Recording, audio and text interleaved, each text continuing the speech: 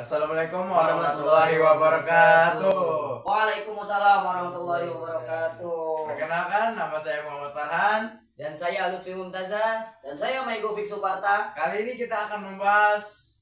Tar dulu, kita ada di mana nih sekarang? Sekarang kita ada di Podcast Santri Digital. Nah, pada pertemuan malam hari ini kalian akan ditemani oleh kita bertiga selaku santri-santri yang modern dan juga Kece badai. kece wadah. Bisa doang kayaknya dia masuk ke sini. Oke, ya. Pada malam hari ini apa nih yang kita bahas kira-kira yang seru nih? Kayaknya sih bukan seputar bola. Bukan seputar bola, Bukan seputar mainan. bukan seputar mainan. Gimana kalau yang kita bahas hari ini seputar wanita kali ya? Jangan.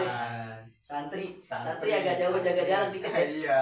Oke, pada malam hari ini pasti pemirsa sangat amat penasaran dengan apa yang kita bahas. Sekarang kita akan membahas apa yo? Udah tahu? Belum. Udah tahu? Belum. Ya, langsung aja kita buka. Kita akan membahas santri di era digital. Wah, kurang keren apa lagi pembahasan kita pada malam hari ini? Sedikit kita kasih bocoran. Farhan dan juga Lutfi adalah seorang santri di Yayasan Mi'raji Sibian Nahdlatul Wathon Jakarta yang bertempat di Penggilingan, Jakarta Timur. Oke, untuk Farhan, gimana sih gambaran kamu terkait dengan santri di era digital ini? Santri di era digital kali ini sebenarnya memang perlu karena dari seiringnya berjalan zaman kita juga butuh yang namanya pengetahuan baru. Nah, pengetahuan baru di zaman kali ini adalah berhubungan dengan teknologi. Semakin kita maju ke depan, maka teknologi yang kita punya akan semakin maju juga. Pasti dong, luar Iya. biasa banget. Nah, gimana nih terkait dengan pandangannya Lutfi yang memang masih jauh umurnya di bawah Farhan. Farhan ini santri di tingkat SMA dan juga Lutfi santri di tingkat SMP. Bagaimana Lutfi memandang perkembangan santri di era digital?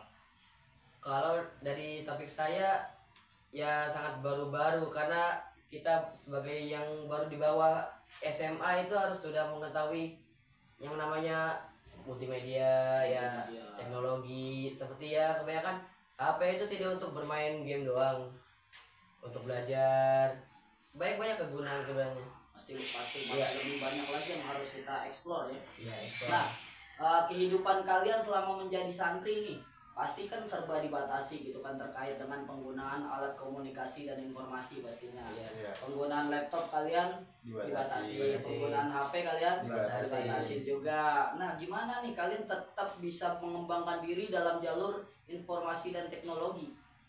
Dari Farhan dulu mungkin.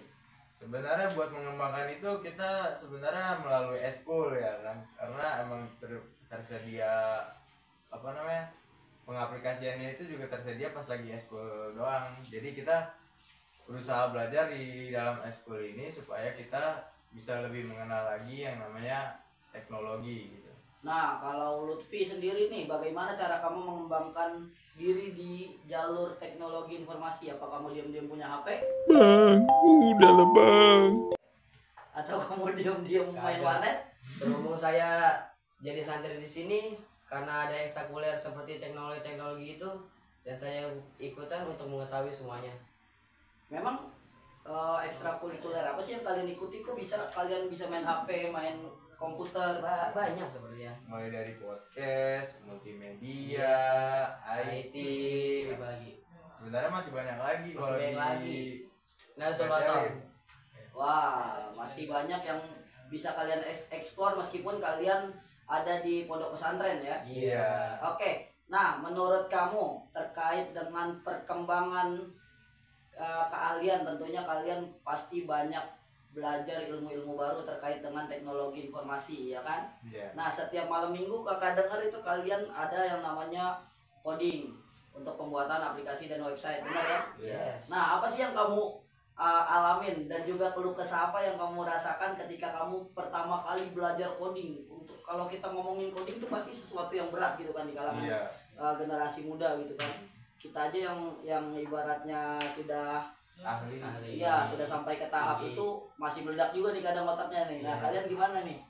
Sebenarnya membuat codingan itu cukup mudah, cuman karena emang bahasanya cukup sulit dengan bahasa Inggris yang mulai dengan bahasa Inggris dan Yang banyak rumit. yang bahasa Inggris yang singkat begitu, Ya, jadi mempersulit kita untuk belajar. Tapi sesulit-sulit itu tidak mematahkan semangat kita. mantap. Lutfi gimana?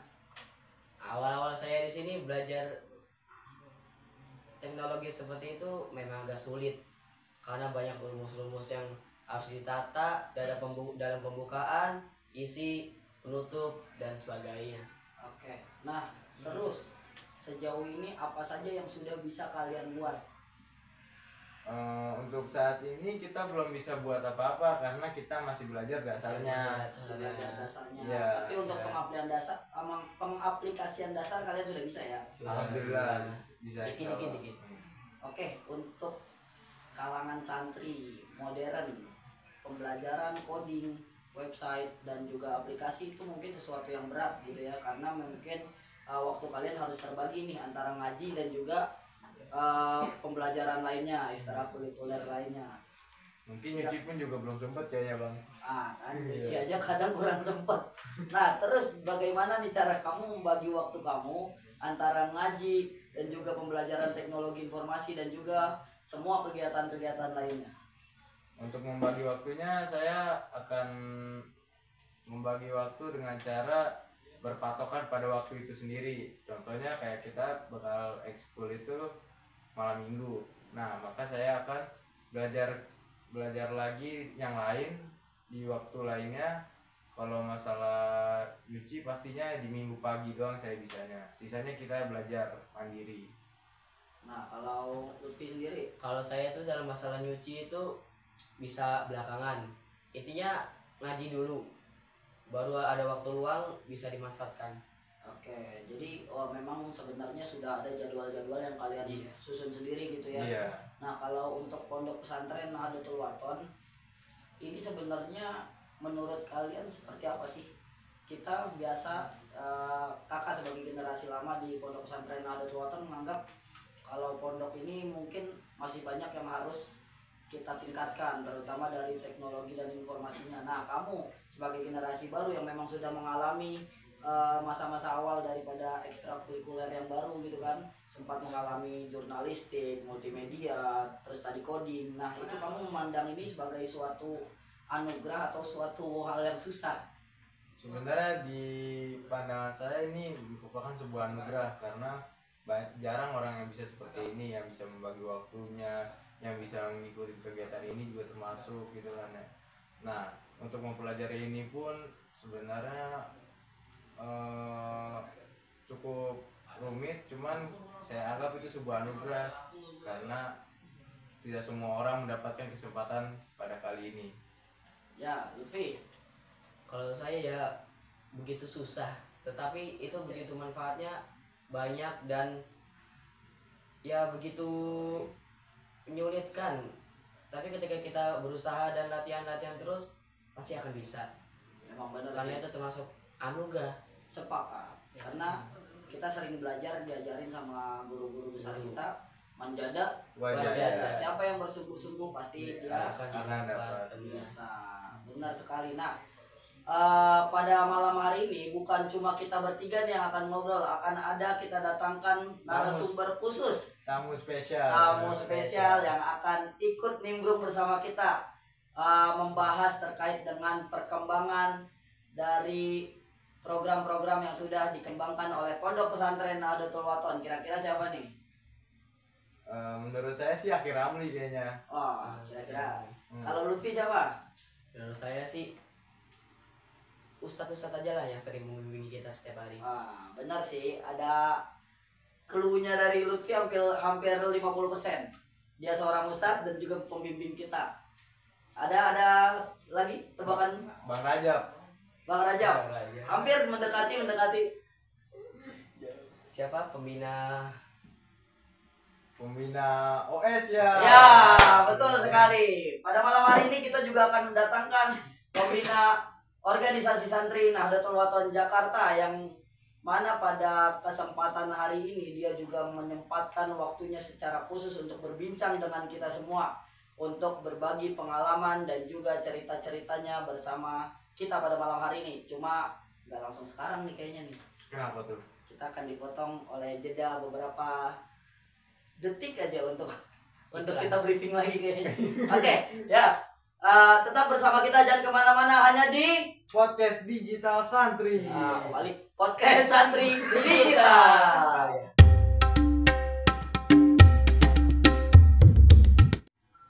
Kembali lagi di podcast Santri Digital. Yeay. Oke, pada malam hari ini kita sudah mendatang.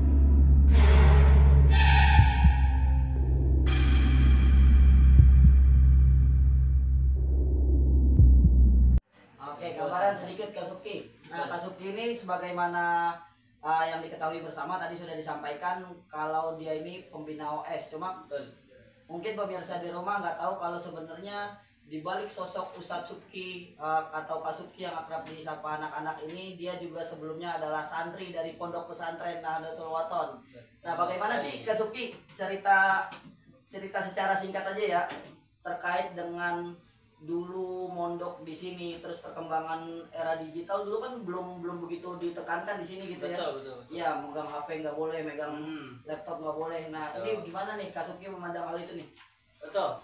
Saya kebetulan adalah salah satu alumni daripada pondok pesantren atau panti asuhan Nahdlatul Wathon. Sama seperti adik-adik kami ini, ya, di Farhan, di Lutfi. Kami juga dulu adalah orang yang memang betul-betul benci dengan aturan-aturan. Ya. Termasuk aturan bagaimana kita menggunakan digital ini atau bisa disebut HP, ya, laptop dan seterusnya. Bukan dilarang tetapi dibatasi, gitu ya, batasi sehingga untuk mengikuti perkembangan zaman, ya, perkembangan zaman itu agak sedikit terkendala sehingga di waktu itu untuk bahasanya mengikuti era-era yang ada di luar sana, mungkin orang-orang sudah canggih, tetapi kita di pondok pesantren terkadang sedikit tertinggal karena bukan ada larangan, karena terkendala di peraturan yang ada.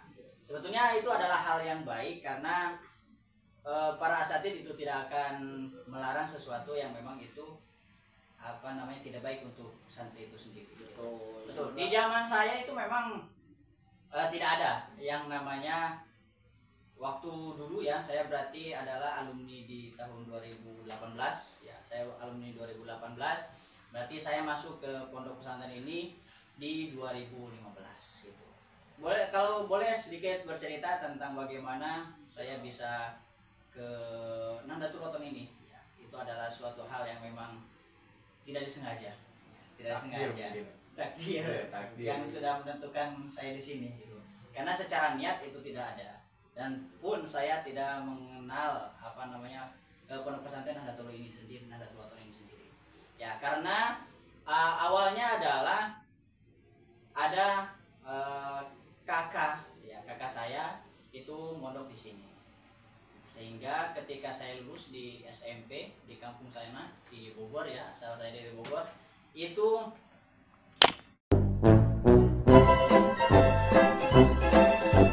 ya, sehingga waktu itu setelah lulus di SMP, ya, bingung mau kemana dan mau ngapain.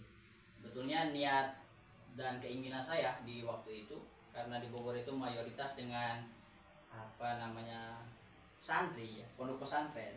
Kalau dikenalnya pondok pesantren Salafi, yaitu bebas dari segala aturan dalam hal digital gitu, jadi mereka bebas untuk menggunakan itu. Nah, saya lebih minat ke pondok pesantren tersebut, tetapi qadarullah, ya, takdir Allah berkata lain, sehingga saya bisa berada di pondok pesantren Nahdlatul Wathon atau Panti Asuhan Nahdlatul Wathon di Jakarta ini.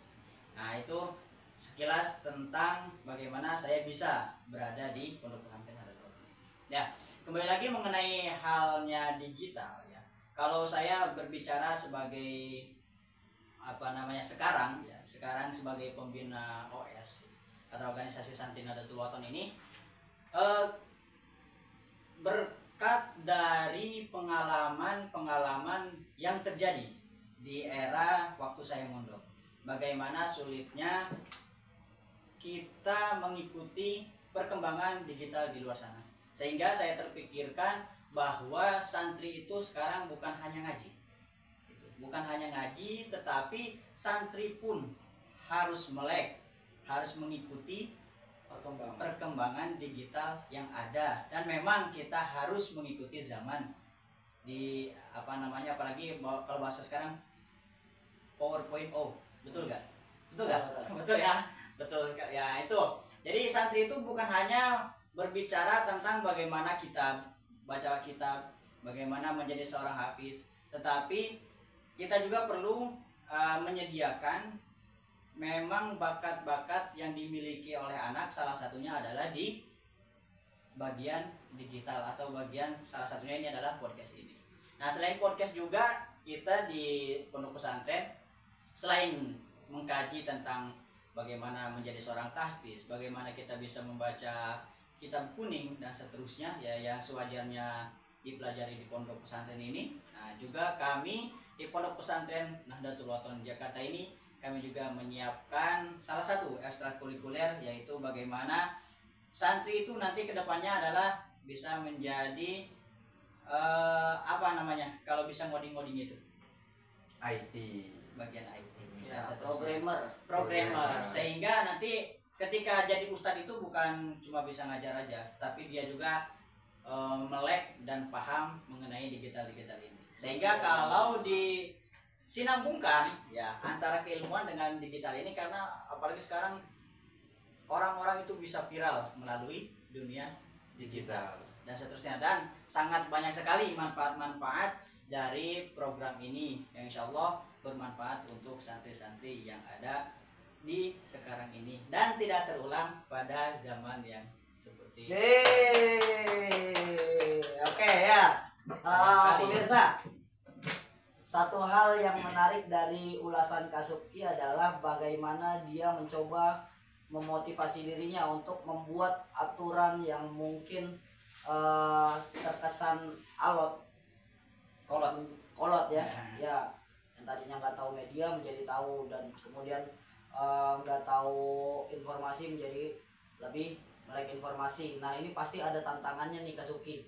Ya, bagaimana Kasubki menghadapi tantangan-tantangan yang ada seperti itu untuk bisa tetap konsisten nih untuk membina adik-adik kita di Pondok Pesantren Nahdlatul Wathon Jakarta. betul sekali. Langsung ya ke sumber masalah ya. Sumber masalah harusnya yang ini dulu gitu. Tapi nggak jadi masalah. Ini memang salah satu yang memang tantangan ya. Saya sering mengatakan kepada santri-santri itu, saya akan membuat program sebanyak-banyaknya antara kamu yang lelah atau saya yang lelah gitu. Nah, ini di dalam hal itu sebetulnya bukan sekadar omongan, itu adalah tantangan buat diri saya sendiri, terutama dalam hal tantangan-tantangan secara untuk berjalannya kegiatan ini.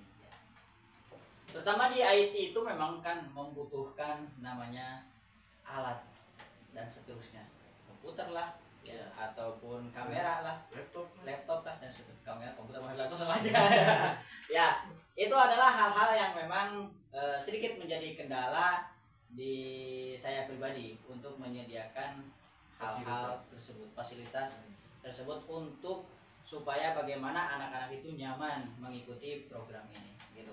Mungkin kalau kendalanya ya untuk sementara ini adalah di peralatan itu ya, di sarana prasarana yang ada di Pondok Pesantren itu. Tapi kita selalu ikhtiar dan berusaha bagaimana kita bisa menyediakan atau mempersembahkan, menyiapkan bagaimana adik-adik kami itu di Pondok Pesantren atau santri-santri di Pondok Pesantren ini bisa lebih nyaman untuk mengikuti kegiatan IT ini atau salah satunya podcast ini. Gitu.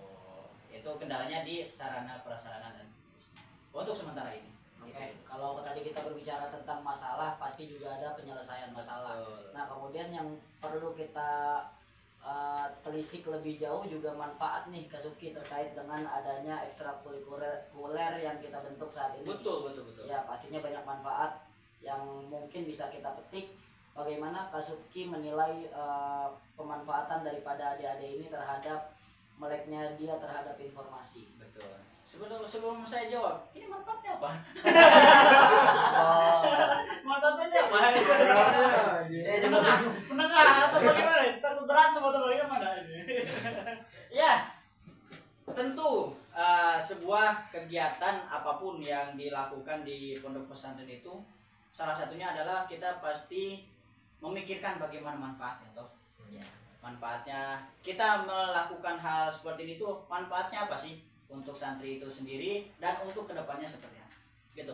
Nah, kami atau saya pribadi sebagai pembina OS melihat manfaat digital ini luar biasa sekali ya.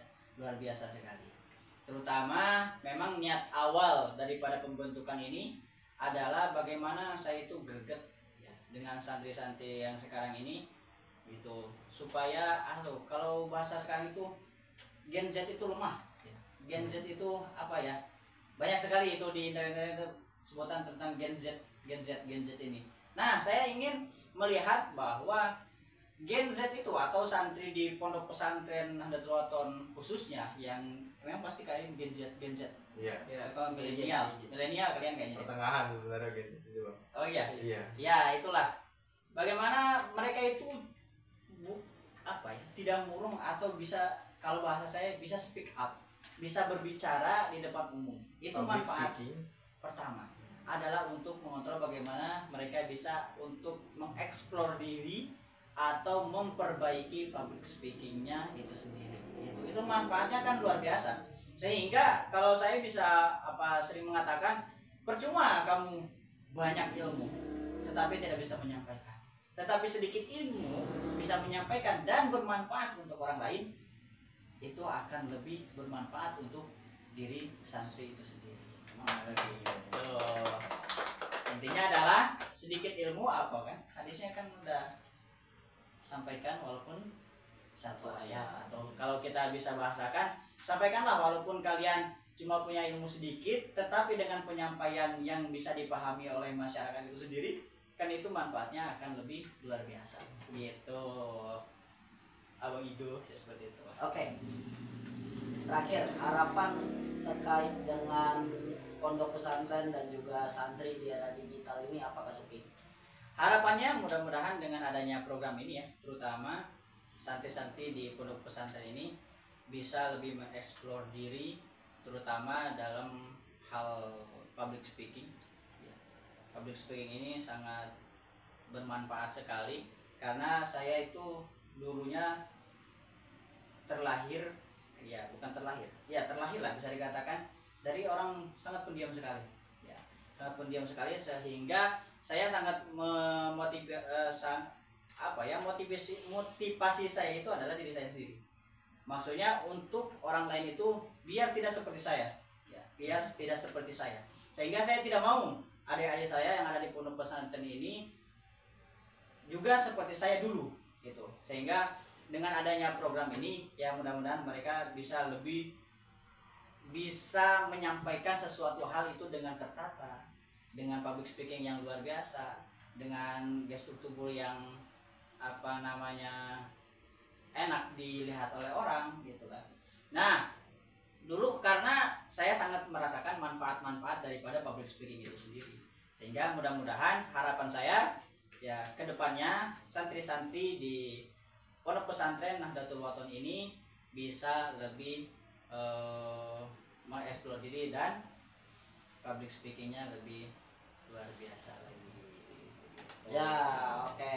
Terima kasih Kasuki atas pencerahannya pada malam hari ini. Tapi benar juga sih Hanya, sama Lutfi.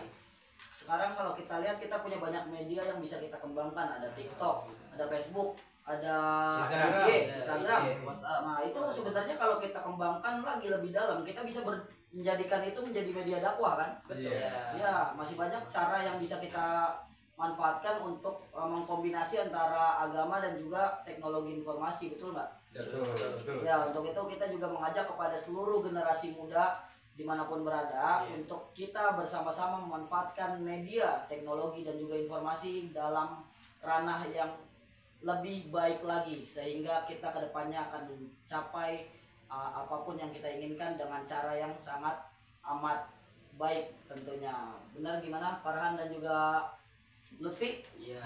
Cukup untuk malam ini? Cukup. Oke ya, langsung aja kalau gitu kita ditutup oleh mereka berdua biar ada ngomongnya dikit. Ya silakan. Tapi bentar, sebelum ditutup saya pesan kepada seluruh santri ya yang di Nahdlatul Wathon Ya. khususnya. Kalau punya HP kumpulin. Ya, itu salah satu. Jangan pernah mengatakan saya tidak bisa sebelum mencoba. Maka mencobalah ketika memang itu gagal, itu adalah suatu loncatan untuk memperbaiki diri kalian lebih baik lagi dan pasti bisa, tidak ada kata tidak bisa gitu.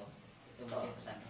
Luar biasa. Akhir kalam kita tutup dengan membaca Alhamdulillahirabbil alamin. Ya, sekian dari kita, jangan kemana-mana, pokoknya stay terus di podcast Santri Digital.